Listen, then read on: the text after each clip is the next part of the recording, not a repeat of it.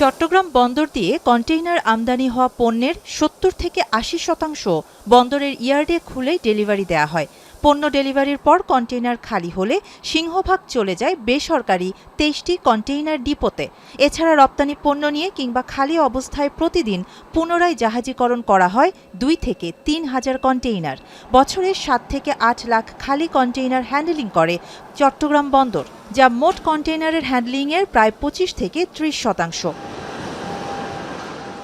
আমদানি বেশি, খালি কন্টেইনার নিতে ডিপোগুলোর দেরি কিংবা জাহাজীকরণ কম হলে অনেক সময় বন্দরের ইয়ার্ডে অতিরিক্ত খালি কন্টেইনার জমে যায়।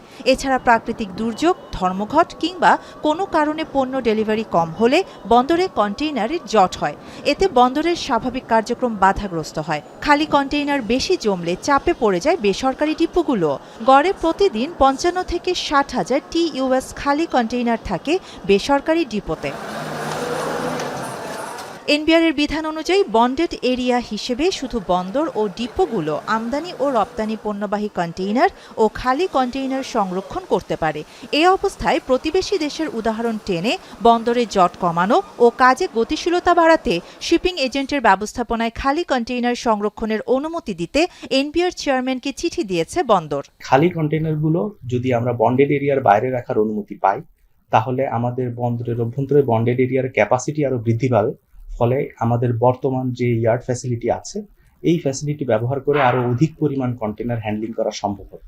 বন্দরে থাকা খালি কন্টেইনার নিয়ে টেনশনে থাকে শিপিং এজেন্টরা। অনেক সময় ইয়ার্ডে জমে থাকা খালি কন্টেইনার না জানিয়েই সিঙ্গাপুর, কলম্বো বা ভিন্ন কোনো বন্দরগামী জাহাজে তুলে দেয় কর্তৃপক্ষ।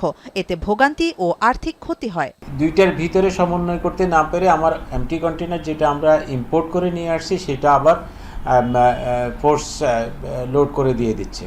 তাতে করে ওই কন্টেইনারের পিছনে এক্সট্রা পয়সা খরচ করা হচ্ছে এবং বন্দরকেও আমি অতিরিক্ত চার্জ দিচ্ছি।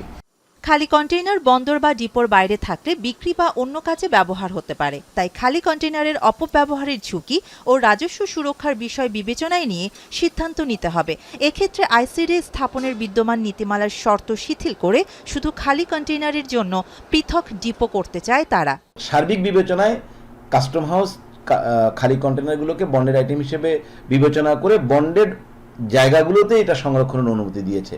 এখন নন বন্ডেড করে দিলে অপারেশনাল সুবিধা হবে, এটাও সত্যি কথা। ডিপোগুলোর উপরও কিছুটা চাপ কমে যাবে। পণ্য বোঝাই কন্টেইনারের পাশাপাশি বছরে প্রায় ১৩ লাখ খালি কন্টেইনার হ্যান্ডেলিং করে ২৩টি বেসরকারি ডিপো, যা ডিপোগুলোর আয়ের বড় উৎস। বন্দরের চিঠি পেয়েছে স্বীকার করে কাস্টমস কর্মকর্তারা জানান, এনবিআর এ বিষয়ে সিদ্ধান্ত নেবে। এখন চট্টগ্রাম।